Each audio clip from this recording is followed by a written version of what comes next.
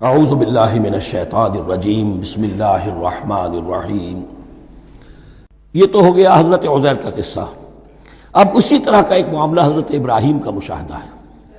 وَإِذْ قَالَ إِبْرَاهِيمُ رَبِّ أَرِنِي كَيْفَ تُحْيِي الْمَوْتَىٰ، اور یاد کرو جب کہ ابراہیم نے بھی کہا تھا پروردگار ذرا مجھے دکھا دے، مشاہدہ کرا دے تو مردوں کو کیسے زندہ کرے گا۔ قَالَ أَوَلَمْ تُؤْمِنْ، اللہ تعالیٰ کا سوال جو ہے بہت تیکھا ہے، تو کیا تم ایمان نہیں رکھتے؟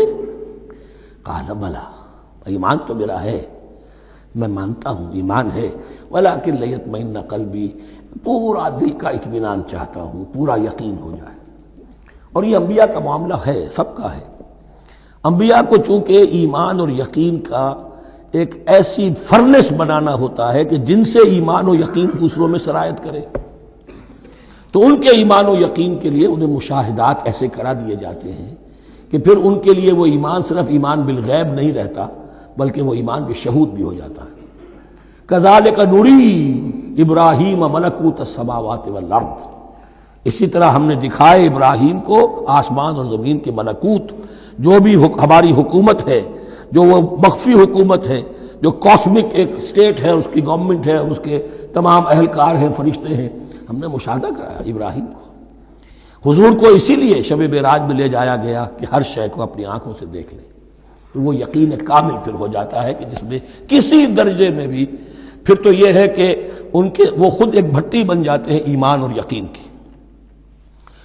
قال بلا ولکن لیطمئن قلبی قال فخذ اربعۃ من الطیر فصرهن الیک، تو فرمایا اچھا ٹھیک ہے، 4 پرندے لے لو، انہیں اپنے ساتھ ملا لو، ہلا لو کہ وہ تمہارے ساتھ تمہاری آواز سن کر آ جایا کریں۔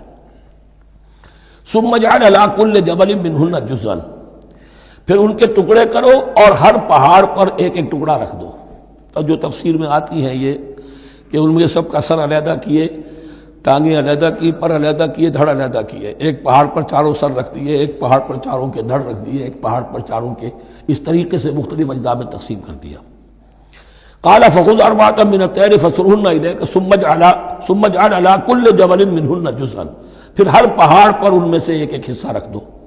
ثم ادعوہن، پھر ان کو ذرا پکارو، وہی سیٹی بجاؤ جو تم بجاتے تھے ان کو بلانے کے لیے۔ ثم ادعوہن یاتینک سعیا، وہ دوڑتے ہوئے آ جائیں گے۔ وَاعْلَمْ أَنَّ اللَّهَ عَزِیزٌ حَکِیمٌ، اور جان لو اس بات کو یقین کے ساتھ کہ اللہ تعالیٰ زبردست ہے، کمال حکمت والا۔